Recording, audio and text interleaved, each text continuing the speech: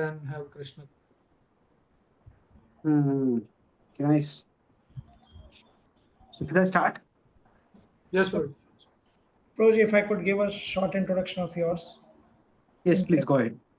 Yes, Proj. So, Proj, just to add to Anand Baldev Group, this forum is to keep in touch with all the devotees who are there from Voice Days, and even who came during voice preaching, and then like at different levels they practiced.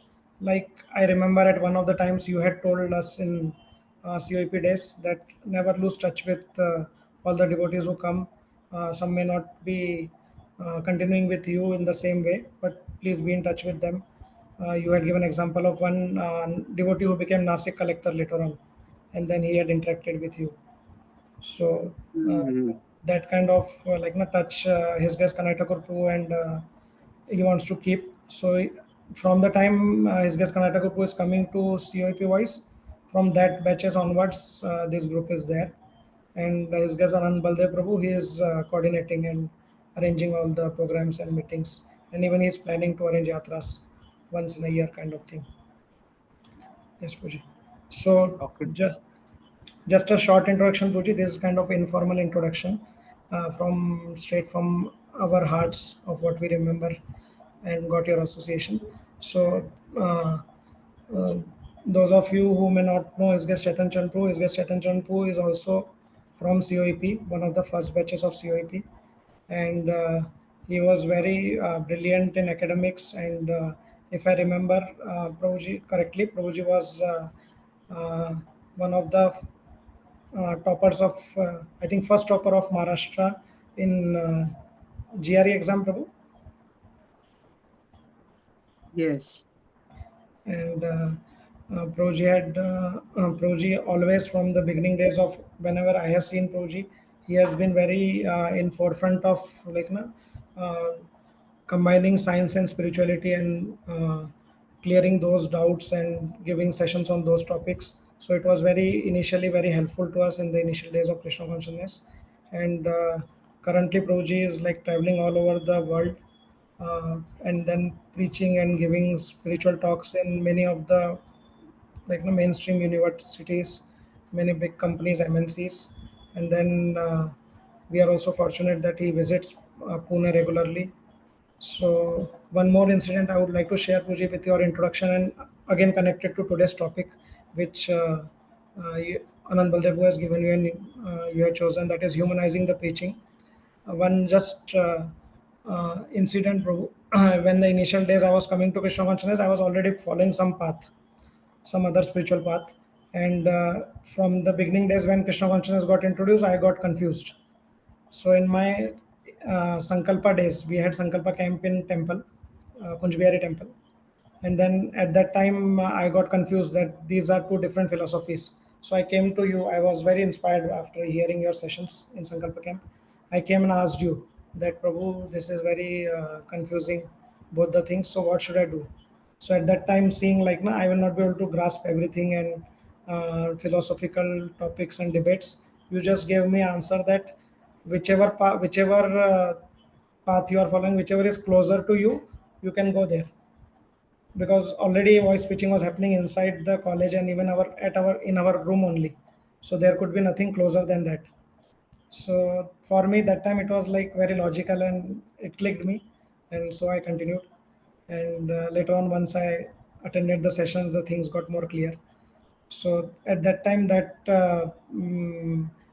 kind of uh, sensitive answer from your side saved me, and that was very helpful. So today's topic is also related to preaching and how we should be humanizing in our efforts in outreach.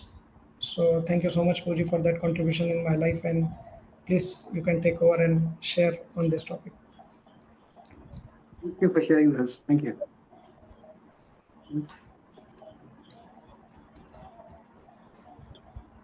Om Jnanatimirandhasya Jnananjali-shalakaya Chakshurunmilitam Yena Tasmai Shri Gurave Namaha. Nama Om Vishnupadaya Krishna Pristhaya Bhutale Shrimate Bhakti Vedanta Swami iti namine. Namaste Saraswati Deve. Gauravani Pracharine. Nirvishesha Shunyavadi. Paschatya Deshitarine. Vancha Kalpatarubhyascha. Kripa Sindhubhya cha. Patitanam Pavanebhyo. Vaishnavebhyo Namo Namaha. Jai Shri Krishna Chaitanya Prabhu Nityananda Shri Advaita Gadadhara Srivasadi Gaura Bhakta Vrinda Hare Krishna Krishna Krishna Hare Hare Hare Rama Rama Rama Hare Hare. May the Lord please guide us all so that we can see your hand guiding us and guiding everyone through their journeys. Hare Krishna. So I'm grateful to be here with all of you today. And I will speak on a broad topic of understanding how our spiritual journey is going on long before our spiritual journey has begun. What I mean by that is that our human journey is also a part of our spiritual journey. And when we are going to share Krishna Bhakti with others, see, the soul, especially the human body, is on a human journey. In the human journey, we may start a spiritual journey. Now, the human journey can go up, can go down. Urdhvam gacchati sattvastaha, madhye tishthanti ajasaha. Jaganya gudavitistha. The spiritual journey is where we want to go towards Krishna. So, if we interact with people, if we interact with others, now we can look at Krishna consciousness in two distinct ways. One is, what is the individual, what is the person doing for Krishna or doing in relationship with Krishna? Does the person eat meat? Does the person go to a temple? Does the person read any spiritual books? So we can think of Krishna consciousness in terms of what is the individual doing in relationship with Krishna. Well, that's an important way of looking at it. There's another way of looking at it is, what is Krishna doing in that individual's life? That people may not think that they have a relationship with Krishna, but Krishna always has a relationship with everyone. So if we get this vision, then even when people are going on their human journey, Ishvara Sarva Bhutana Hruddeshe Arjuna Tishtati. Brahmayan Sarva Bhutani Yandra Rudhani Mayaya. Krishna says that actually everyone, he's not saying for my devotees alone, that for everyone they are wandering and they are on their on a journey which is guided by the super soul. So when we meet someone, rather than thinking, oh, this person eats meat, or this person does this thing, this person doesn't believe in God. So all that may be true, but that is not all that is going on in that person's life. Krishna is still in that person's heart, and Krishna is still acting in that person's life. So if we are to humanize our outreach, one way of doing it is to see that human beings are also on a spiritual journey, that Krishna is guiding them forward. So Krishna is giving them some insights, some realizations, some understandings. Now, some of those understandings may be right, some of them may be wrong, but they're getting some understandings which will help them come closer to Krishna. So it takes some time, but it is through the patience that comes through faith. We understand that with time, what happened to us, oh, this person did this to me, this person did that to me, oh, that accident happened to me over there, I lost that opportunity, I was fired over there. That what happened to us actually happened for us. not to us, but for us. So this is what Shraddha enables us to do. So at that time, we may think this is terrible. This happened. Why did it happen to me like this? But Shraddha in this sense, what does it mean? Utsaha nishchaya dhairyat. So there is patience. There is persistence. We continue doing our part. So when we have that, gradually we'll realize it. So since this is a COP alumnus group, I'll talk about some of my experiences while I was in COP and how now that I look back at them in retrospect, I see how they helped make me ready for my spiritual journey. As far as I can remember, I'll talk about some incidents from each of the years. I was introduced in the third year, first semester. So I'll focus more on the incidents that brought me to Krishna and then how it led me to accept Krishna.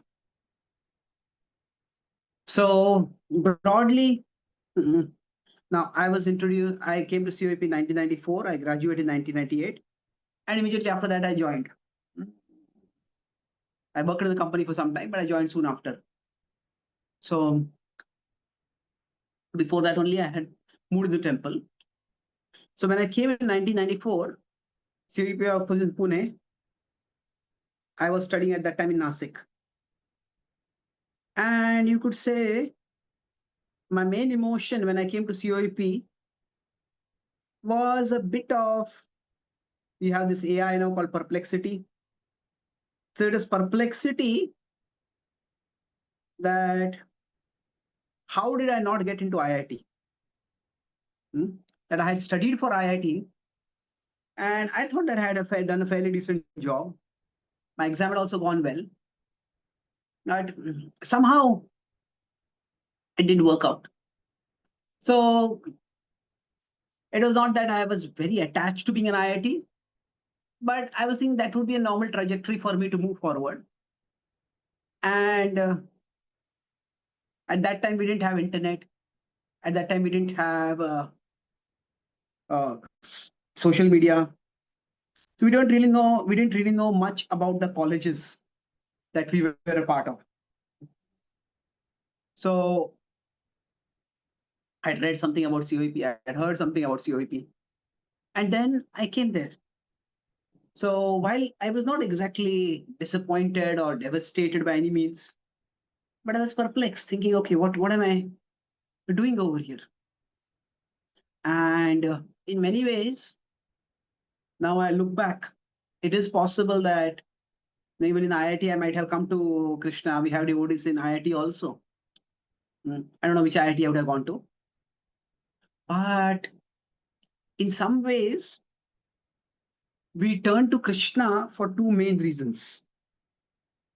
Broadly speaking, most of us are focused on trying to make it big in the world. We are a part of the world. And there are certain things which we want to achieve in the world. And above us is Krishna, in the spiritual world, and ultimately Krishna within that. So normally our eyes are caught in the world. But when do we look upward?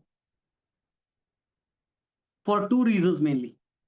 One reason is that Krishna talks Arto Jigyasur Arthati Jnani Cha Bharatarshava. So one is, I am not good enough for the world. Oh, I wanted to achieve this and I could not achieve this. Maybe I'm not good enough. This causes insecurity, fear. Many people have inferiority complex. Now with AI coming up, this feeling is becoming more and more. For many people, I'm not good enough for the world. Now the other feeling is, the world is not good enough for me. That means this is not in an egoistic sense, or although it can be an egoistic sense, but here the idea is that the world is not good enough for me means that, okay, what the world promises, what the world offers, it's not all that great. It's maybe there has to be something more in life. So So we could say Artho, Artharthi, they fall in this category, 7.16. And then Jnani, into some extent Jignasu, that falls in this category. So now, although the Gita talks about these are 4 categories of people, my understanding is that these are also 4 mindsets, four driving factors. And we ourselves may be pulled forward toward Krishna by one of these factors at one time and by another factor at another time. Sometimes even as practicing sadhakas, when we face some distress in our life, we may pray to Krishna more intensely, we may chant more seriously. Sometimes we hear some speaker and we find their way of presenting so intriguing. Say, hey, I want to learn more about this. So our curiosity is piqued. And that's time we hear more and we try to understand how they think, how they speak. And that also, so like that, these motivating factors can come for us. So at that time, this question was there for me, okay, am I really not good enough to be in a top college? And to be in IIT, which is considered top college, didn't have so many IITs also at that time. Number of IITs are multiplied much more. So then, when I was there, before this itself, just as soon as I had finished my 10th, my mother had passed away. So my father was working in Mumbai. I was there taking care of my younger brother, managing our home. He, of course, he had a babysitter. But we were staying together. Then I had to leave him and come to Mumbai, come to Pune. So there was that feeling also, am I doing the right thing? Or shouldn't I be there? Should I take up college in Nasik itself? If I'm not getting into IIT, then should I take up a college in Nasik itself so that I can be there for my brother? And somehow I came to COEP. I decided that's Nasik didn't really have that good a college. COEP is much better. So those 2 factors were going on, but it is now that I look back, I could have been introduced to Krishna consciousness in many places, but the logical, systematic, stepwise presentation to Krishna Bhakti that I got in Pune, probably that was the best way for me to be introduced. If I had been introduced more through pastimes and stories and that kind of presentation, I would have probably rejected Krishna consciousness as being too sentimental or like a too humorous presentation, too much of a more of a community. I needed a more rational presentation than a more cultural or social or that kind of presentation. So I would say that what was happening to me at that time, I thought it was a bit of a misfortune that I could not get into IIT. But I see that, of course, Krishna can act in many different ways. And Krishna could have arranged me for me to come to him anywhere. But now that you look back, what happened to me is what happened for me. Then now, because I had a physical handicap, so I was never ragged in college. Other kids were ragged. I was not ragged. And I had been warned that ragging can be quite brutal. And I had grown up in a fairly cultured family. So I had never been, not that I was detached from sensual pleasures, but I was never very attached, very interested in that kind of things. So I had grown up in a convent school, and there I had seen, we had sisters who were nuns. I hadn't met any monks over there, but somehow at that time itself, I had a strong feeling that I was not that I would become a monk, but I had no interest at that time also in getting married or having any relationship with girls or all those things. So again, this was not spiritual, it was more psychological. I'm an introvert. I like to be alone. So various reasons it could be, but somehow when I was saved from that ragging, it struck me that while my physical handicap, if I consider, it is certainly a limitation for me, You could say some ways it's a curse for me. I cannot walk normally. But then I could say this was a limiter for me in many ways. But at that time I realized it's also a protector for me. That because of my physical handicap, most people would not be very mean to me. And probably I did not get dragged. I did not get caught in bad association too much. I don't know whether I would have gone into bad association, but I remember that distinct relief. Well, again, it was not that I was anxious, but it was like at night, we were staying in a room and then all of us were dragged out of the room, come out, and there were seniors who were about to rag. And then they saw me, they asked me a couple of questions, I answered them. And one of the things, chhod do isko. And I just went away. So I felt, okay, this chapter is closed now. So all those fears, again, I'm using fear as a very strong word, but all those imaginations that were there, I realized these are all insubstantial. So again, this was in the first semester itself. All this thing happened. Now, as we know, in the first year, more or less, the subjects are very similar that we all have. So I later on realized that I have more the brain of a scientist than a engineer. Now, engineering is much more applicational. Science is much more conceptual. So I don't know why I didn't think of IISc or whatever at that particular time. Some other college I might have got there, but probably I didn't realize it at that time. The clear difference between engineering and science. So I would always feel, it was in the second semester, and I started feeling that no, I'm a misfit here.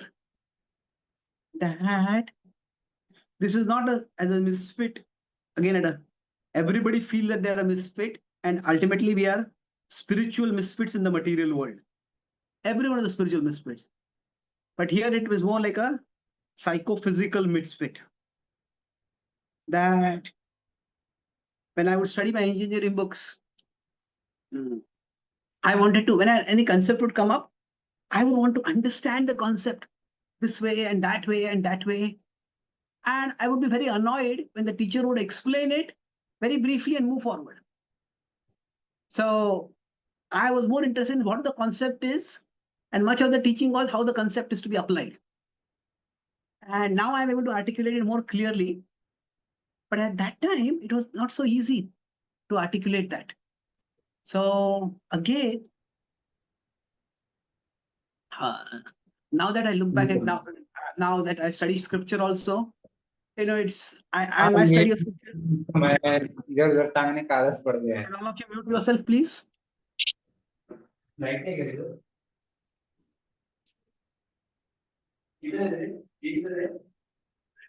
इधर Hare Krishna, is there any organizer here? Will mute others. Yes, Prabhu. So what I'm so basically that feeling that one is a misfit. So we all may get that we have a particular job and we feel, oh, this job is not the right fit for me. Even in Bhakti, when we do some services, this service is not the right fit for me. So everybody gets this feeling in life that I'm a misfit. And that feeling, while it may be true, it doesn't have to be necessarily the defining feeling for our life. So now also when I study scripture, sometimes just you read a verse and go to the next verse and next verse. And I just didn't like that kind of study of scripture. For me, I want to understand a concept. And when I'm understanding a concept, okay, I'll read it from, okay, what are the three modes? What does the Gita say about it? What does the Uddhav Gita say about it? What does some other books say about it? What are classes there on it? What are different ways I can understand that concept? So for me, it was at that time, generally, now when we talk about life as a journey, life is a journey of self-discovery. Now, normally we have a course called Journey of Self-Discovery. But self-discovery is a lifelong journey. It is both at a material level and at a spiritual level. At a spiritual level, to understand that I am a soul, that it takes a lot of time. At a material level also, to understand what kind of body mind machine we have, how we can best function, what role can we play, what services can we do. All this takes time and effort. So when we are trying to understand our own life, sometimes we think that my life is just, this is my spiritual life, this is my material life. Okay, when I go to my company, when I at my home with my family, this is my material life. When I go to a temple, when I do this and say, that's my spiritual life. It's a very super simplistic understanding of spiritual and material. Actually, Krishna is acting in our so-called material life also. Now, like right now, we are using the phone for serving Krishna. We are having a Zoom talk over here. So if material things can be used in Krishna's service, then the so-called material aspects of our life, by the same principle of Yukta Vairagya, they can all be Krishnaized. So the same Krishna is acting. So yes, Krishna can draw us much more forcefully through the direct devotional activities. So when we chant, when we hear classes, it is, we could say, Krishna is above us, and there are devotional activities that draw us toward him. But that same Krishna can draw us through him, so towards him, through our so-called material activities also. Because the same Krishna can give us realizations. The same Krishna can give us broader understandings of what we are going through in life, what we are learning, and what we have learned through scripture. We start seeing it as guiding us in our life and our decisions. So, and this applies when we are trying to share Krishna Bhakti with others, especially people with whom we are connected at a human level. At a human level means that they may be if some of our family members might not be devotees, some of our siblings, our parents, our spouses, we have children. Our children may not be so interested in bhakti. So we need to see them as human beings. And through that, even if they're not taking direct steps towards Krishna, even through their human journey, they're actually coming closer to Krishna. The same Krishna is guiding us through all aspects of our life and drawing us towards him. So anyway, when I was going through school, enlightenment, when I was going to college rather. So in my second year, or rather it was, okay, so first year, so second semester, I became a little annoyed with my engineering, because I just didn't feel it was the right fit for me. Then, so enlightenment at one level is a destination. Bahunam janmanamante jnanavan mam prapadyate.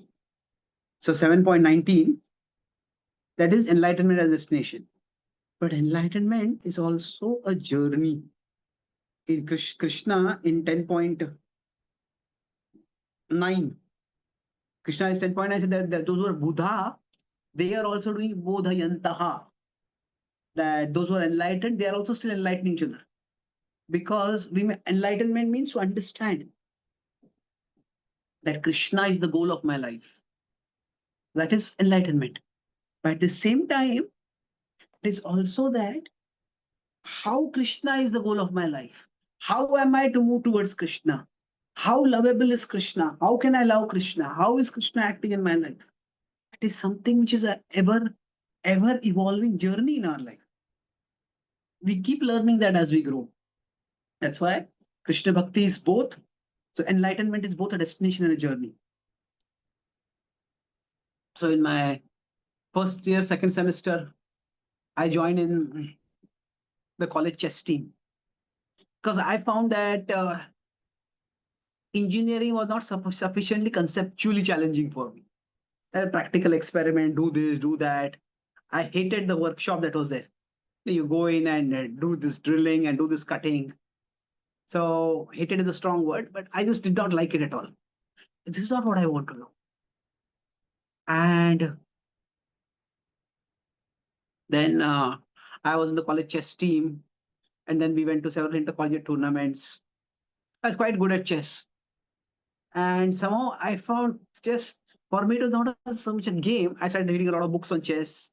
It was like the conceptual connection. At that time, there's this chess player called Bobby Fischer. His name is Bobby Fischer. So he said that when I play chess, now the whole life is chaos, but the chessboard is a place of order. So I read that quote afterwards, and I read that it was like a bolt of lightning. See, for all of us, we need some kind of structure, some kind of pattern, some place where we feel, okay, there is some sense of calmness and order in my life. So ultimately, the calmness and order comes by understanding that Krishna is in charge. Maya Adhyakshana Prakriti and Mamaivam Shoji Loki, that I am a part of Krishna.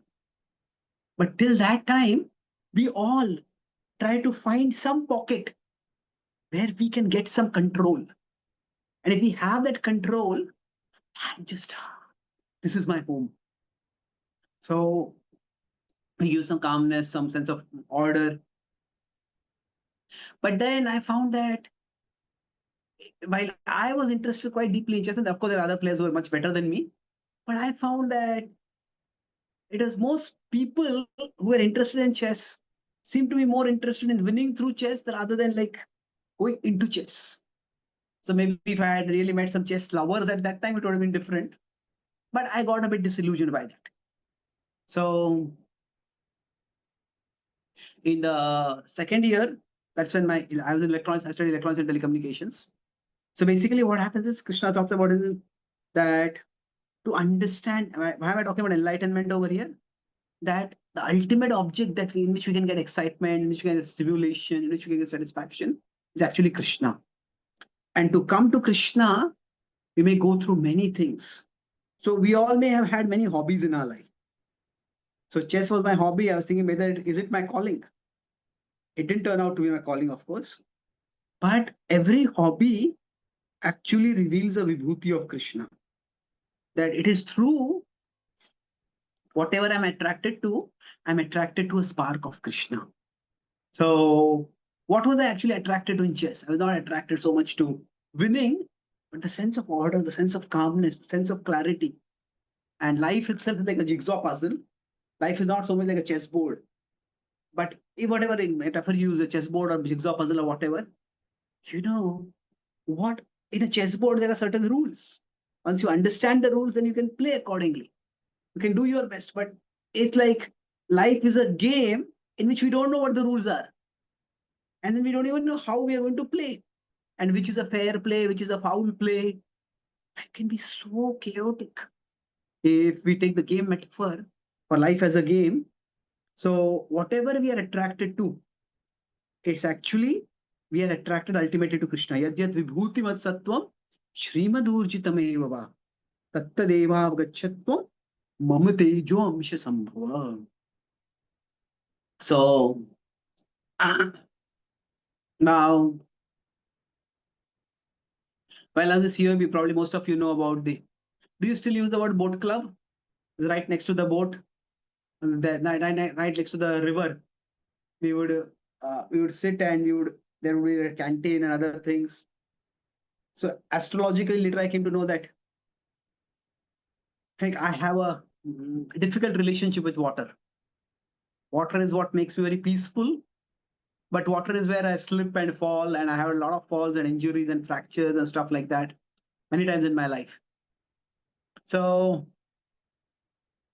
when I was drawn towards, that was a place when I did not, when something would go wrong in my college, I would go there and just look at the flowing water and just feel calm that vibe. And now when I look back at it, one of my favorite places to go in Yamuna is Keshi Ghat. In Rishikesh is the Ganga. Just the flow of water. Life is always flowing. Just as the way the Ganga is flowing toward the ocean, through whatever is happening in our life, our consciousness is meant to be flowing towards Krishna. Sometimes our consciousness may flow straight towards Krishna.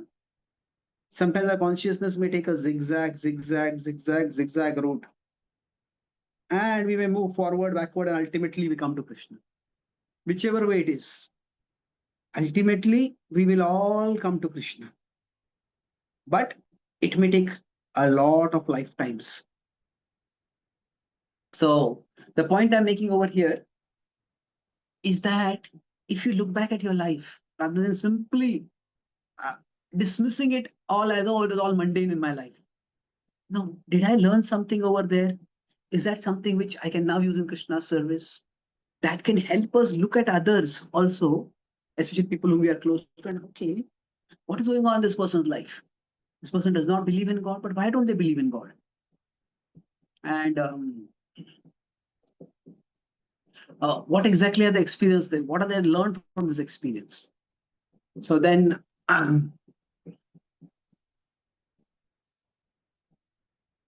I think it was like second year, second semester, when I was studying one book. It was, now we are going into electronics a little bit.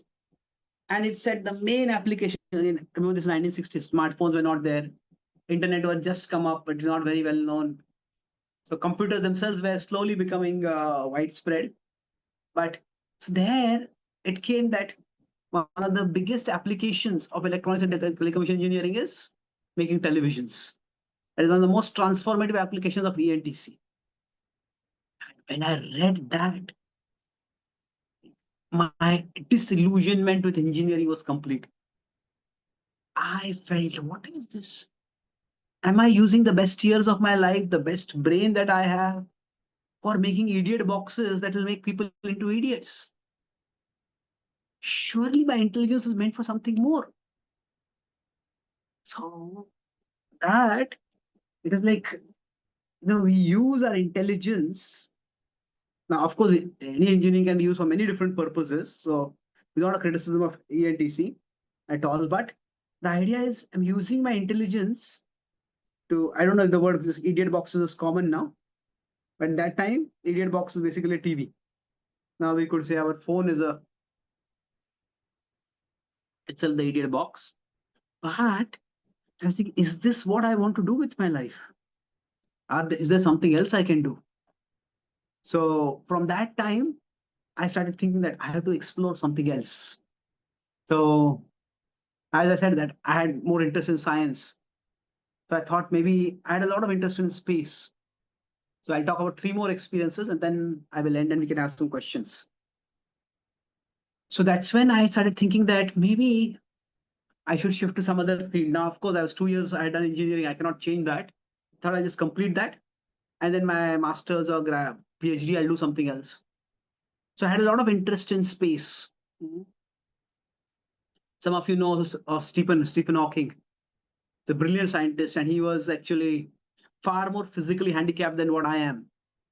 And he was in a far more worse place because he was like, for my living memory from one itself, I have polio. So I don't have a memory of being physically fit. But in this case, he had a degenerative disease. From a normal life, he went down terribly. But he was so brilliant. So I thought that, maybe I'll get into space research. I want to get into. So in Pune, there is Ayuka Inter-University Center for Astronomy and Astrophysics. So I used to visit there and I was thinking I'll study over there. So there I met one boy, husband and wife. So both of them were PhD scientists, but they had both met in America, and as co-students, they're both interested in space research, and they had got married. And well, I was quite intrigued to meet them because obviously for somebody who's done a PhD in America, he must be brilliant, I thought. But then when I was talking with him, he was telling me about his work in black hole that he was doing, showing things on computer. It was quite fascinating for me. And I noticed that he just couldn't stop smoking, continuously smoking. And then I was looking at him and I was looking at his wife. And his wife had almost like a mischievous or teasing look on her face, and she said, I tell him to stop smoking, but he never listens to me. And then, to my shock, maybe I was very naive at that time, she picked up a cigarette and she started smoking. This was the first time I had seen a girl smoke in public, in real life. Of course, and movies all we knew about it. But then, while it was not so much the cigarette smoking that shocked me, what shocked me at that time was I had this idealistic notion that scientists are exploring the mysteries of the universe. And it's such a thrilling journey how scientists make discoveries, how they change the world through their discoveries, how they get epiphanies, they get great insights, and there's so much joy. So I was thinking that this person is in cutting edge research in space science, which is supposed to be so exciting. And if that is so exciting, then why does he need to smoke? So it was not the smoking that disturbed me. It was more that we all have a definition of success in our life. And we assume that success will lead to happiness. Hmm? So we may have a definition that, okay, if I get a house this big, then I'll be successful and then I'll be happy. Or if I have this much bank balance, or if I marry a person who's like this, or if I get this particular award. So we all have this notion that success will bring happiness. And when we see somebody who has achieved that success, but they don't have happiness, now that can be a very life-changing experience for us. So at that time, we can change our whole life trajectory. So that was actually what, in many ways, prepared me at that time. Okay, I thought intellectual satisfaction would be so thrilling. But is it something wrong? Does the intellectual satisfaction not come so much? Or is it comes, but it is not satisfying? That's when I started thinking. So then after that, I started, that's when I started thinking that I have to look for something else. So that idiot box kind of thing. So it was not just engineering, but even science also does not really seem to give satisfaction to people. I'm not saying this applies to everyone, but this is my journey. And then when I was studying in COP, this was third year, second semester. The third year, first semester. That's the time I gave my GRE exam. Now, in GRE, I remember at that time when I was studying words, I was so absorbed in words. At that time the structure was such that we have the hostel on one side of the bridge, then we cross the bridge, and then we have the college over there. So when we go from hostel to college, at that time, I had a cycle which I would cycle sometimes, or I would walk and go. So I remember I was so fascinated by words. So I would write words on a sheet and like a flashcard. And when I had to cross from one side of the road to another side of the road, I would memorize the meaning of one word. And when crossing from this side to the other side, I realized that, okay, I would think of sentences to use that word. And that was the time of the immense absorption for me. It was like I completely forgot everything else. And in my entire COP period, that time when I was preparing for GRE, and especially I was studying words, that's that's the happiest time of mine in COP. And in many ways, while I was always interested in words, and one of my hobbies had been to memorize the words, just picking up a dictionary and memorizing words. But later on, it was when I was introduced to Bhakti that actually I realized that words are the tools by which I serve Krishna. That just like a pujari may offer a pujari, if they want to worship the deity, they may offer particular, they may look for the most beautiful flowers, and they may look for the most beautiful combination of flowers by which they can serve Krishna, by which they can decorate the Krishna deity. So words are my flowers. So I'm looking constantly for the words, and I'm constantly looking for which word will fit which word with which word, so that meaning can be conveyed in the most striking way, most memorable way, most insightful way. So I would say that apart from the discovery of Krishna, the discovery of my love for words, which I could use in Krishna's service, that is also, both of these things happened for me during my time in COAP. And my discovery of my love for words came before my discovery of whatever little love I have for Krishna, or at least discovery that Krishna is the ultimate object of love. So the human journey is actually preparing us for the spiritual journey. And we can see that maybe many years later. But if we are fortunate, if we are mature, when we are guiding others, then rather than expecting them to reject their human journey to take the spiritual journey, we can show them, see and show them how their human journey is actually preparing them for their spiritual journey, how their human journey is helping them come closer to Krishna. So I'll summarize what I discussed today. Broadly, I discussed three main points. I talked about how I talked about the topic of spiritualizing our outreach, but not so much from a conceptual perspective as a experiential perspective, spiritualizing our outreach. So the first thing I talked about was about the concept itself, that our Krishna consciousness is not just what we do for Krishna, but also what Krishna is doing for us. Even if we have no relationship with Krishna, Krishna has a relationship with us. And faith is what will enable us to see that the things that at one time we felt happened to us, oh, this happened, this disaster happened to me, that happened to me, it actually happened for us. That's what we will realize in due course of time. So not to us, but for us. So this means that even our Krishna draws us. So Krishna draws us towards him, not just through our direct bhakti activities or spiritual activities. Yes, Krishna draws us to them, but even through our material activities, if we are able to see them properly, okay, Krishna can draw us towards him.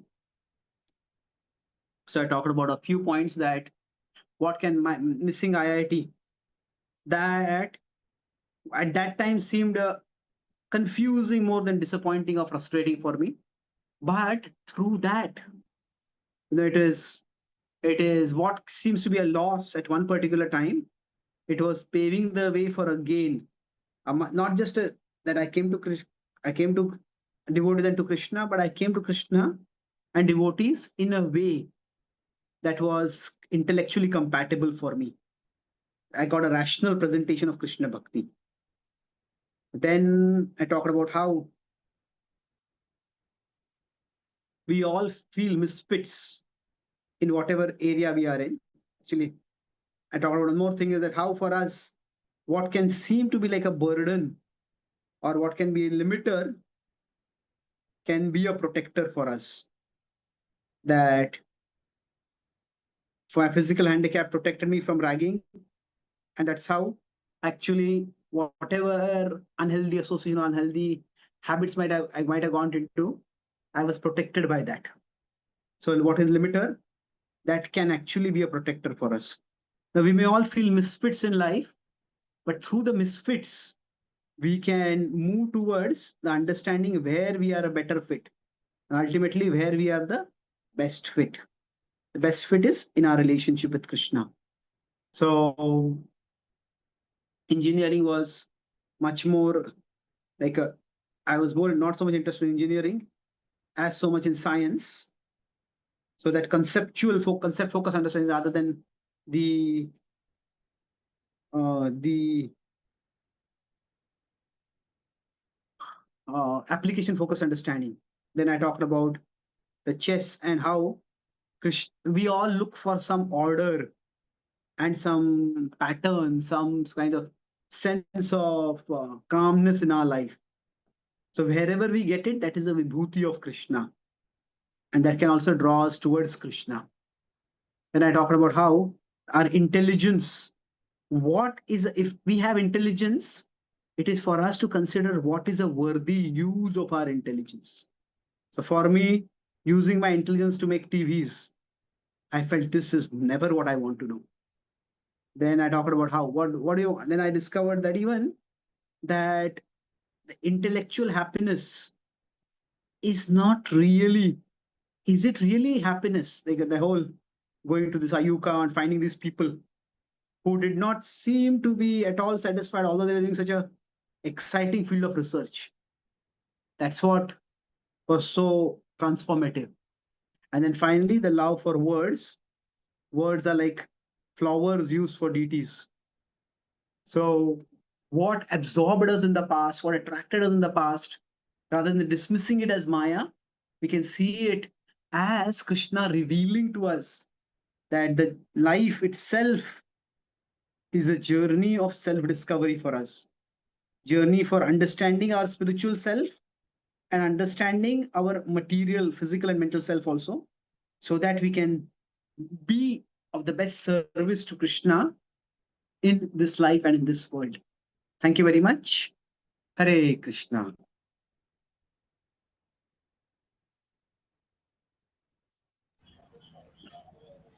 Is there any quick question that anyone has to ask?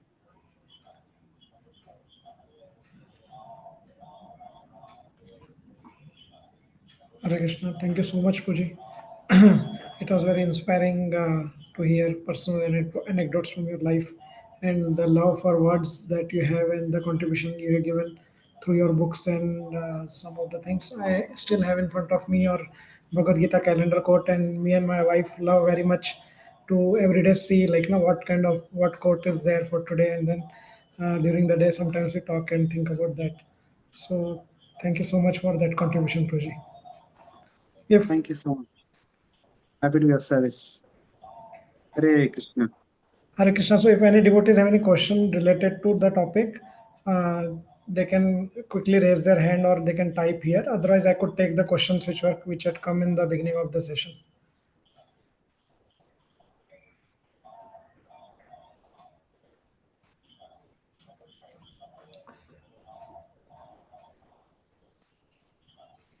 So, Puri, till the time, yeah, I think Dipesh Patilpu has raised the hand. So, Dipesh, would you like to ask directly? Yes, bro. Please go ahead. Hare Krishna.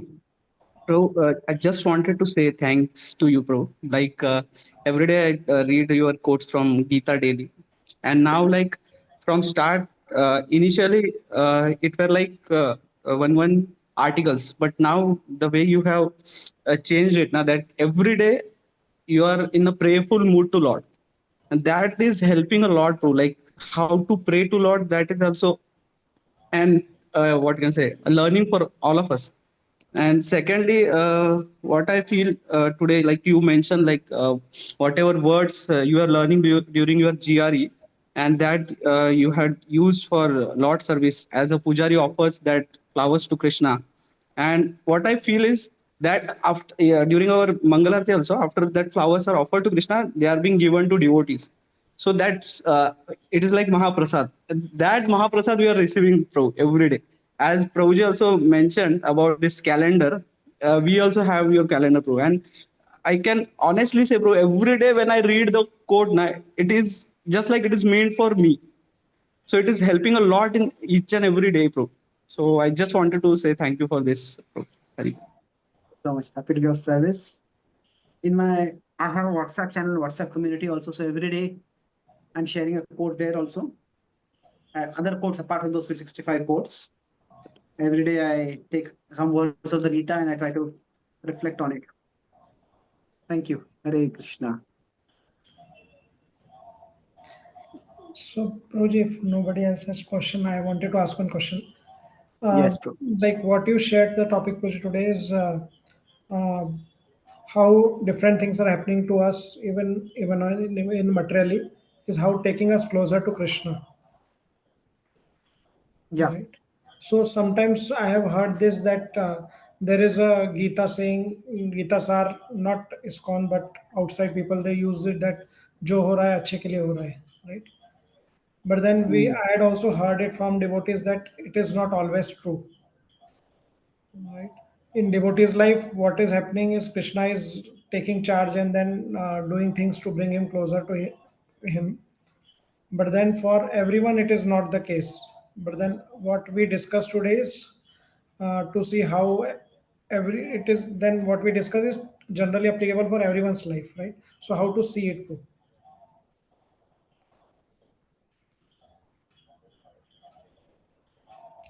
There is certainly a very much of a within the Bhakti tradition. If we do not have a proper understanding, then there is a very distastefully self-congratulatory kind of understanding.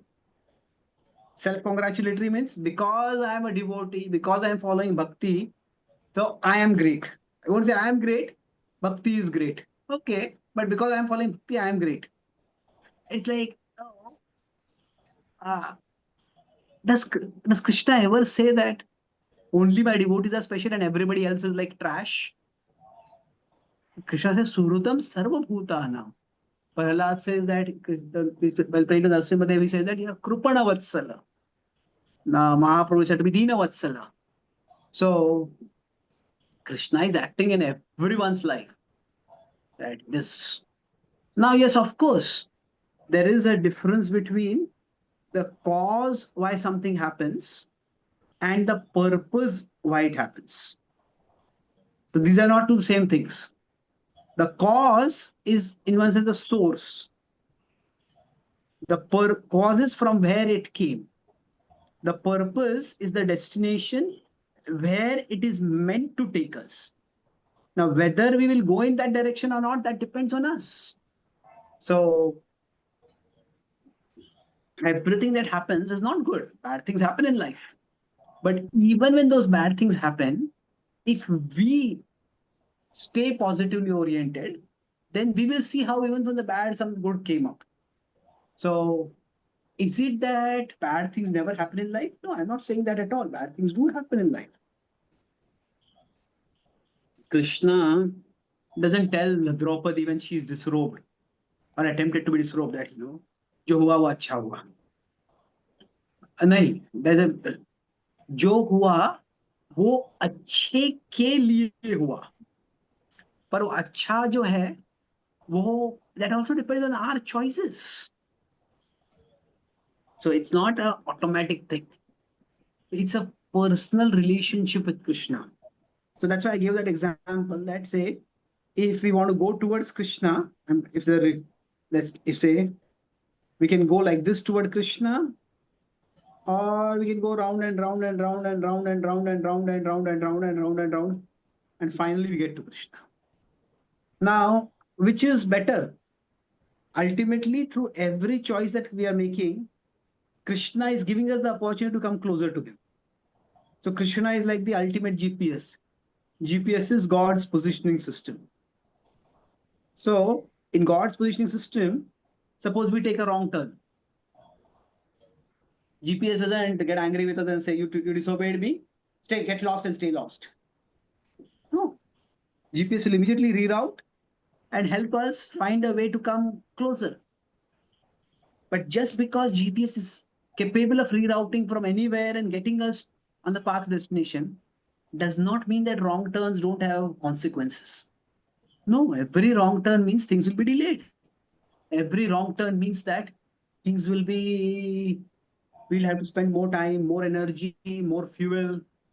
So our choices do have consequences and we do need to learn. So in general, when we look at our life, there are two different things. Our life and our choices. So our life is always within Krishna's plan. What does that mean? that whatever happens, whatever we do, like somebody may mislead us and get us to take a wrong turn while driving, or we may ourselves take a wrong turn for some reason. But no matter how many wrong turns we have taken, we are still within the mapped out territory, and there is a path back to the right destination, to the destination. So, like that, our life is always within God's plan. This is what this can make us always hopeful. But at the same time, our choices matter. Now, with respect to our choices, there are two extremes of looking at it. One is to consider a particular choice to be, especially when talking about our here negative choices, we consider to be fatal. Oh, I made this mistake, therefore I'm ruined forever. That's not true. And the other extreme to think of our choices inconsequential. Hey, no problem. Jovi, whatever happens, Krishna will take care of things. Yeah, Krishna will take care of things, but as a service to Krishna, we also need to take care of choices. We also need to take care of things. That's why what we need to see that our choices, they matter, they are consequential, but they are not fatal. No choice is so bad that it is going to ruin us.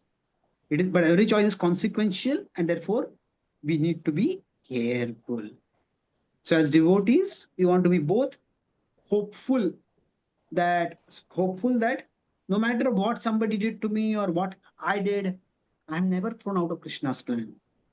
But also to be careful that let me play my part properly. Let me make good choices to the best of my capacity. And that way I will stay on the right track. Okay. So thank you very much for your thoughtful participation. Grateful to be here with all of you today. And my best wishes to all of you on your spiritual journeys. Hare Krishna. Hare Krishna. Thank you, Puji. Very well. Thank you. Thank you, Pro. Puji, there were a couple of questions. I think Puji has left. Hare Krishna. Yes, drop. Okay. So Anandadev, you want to announce something, or you want a quick photograph or anything? I would If like you to can thank say all the anything. devotees for taking out their valuable time and joining today's session. We would have had many more devotees, I suppose, but since it's a working day, we missed out on many. We'll be sharing the recording of today's talk by Proji on the WhatsApp group, and all will be able to access it later. Uh, uh, we haven't aligned any talk in the coming days, but we are planning to schedule one in the next 15 days, most probably on the eve of Balram Jayanti or Janmashtami. Mostly, we'll be checking with Karnataka Group for the next talk that we'll be having. So mostly after 2 weeks. I haven't decided the date, but based on Proji's availability, and we'll communicate it on the group. Yes. So thank you very much, Puji, for arranging this. It was also very inspiring to hear from Prabhuji and so many personal experiences he shared. And so it was very inspiring to hear from him. And it was also one of the biggest get together we had till now. It was biggest. Oh. Yeah. So we are also very grateful to devotees for joining in such good numbers. So should we end, Pro? Yeah, we can. Okay. Thank you so much, everyone. Mancha Filtravasya, Kapasindhu Bevacha, Atidanam Pavanebhyo, Vaishnavibhyo. Thank you. Hari. Thank you, bro. Thank you, Haribol. Thank you, Hare bro. Krishna.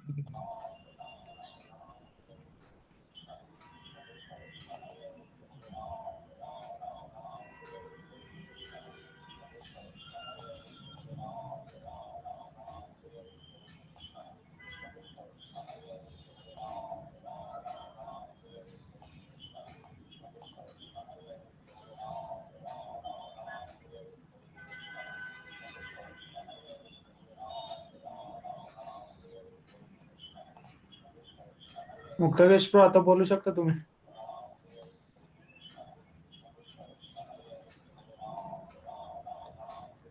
आता काय बोलणार प्रभूजी? चैतन्य चरण Ananda Prabhu, प्रभूंचं ऐकत नाही sir. Yes, Ananda Prabhuji. Prabhu, you had started the recording. You can stop it if you want. No, the recording is stopped, I suppose. It is still No, going on. it is there. It is there. Yes. Just a minute.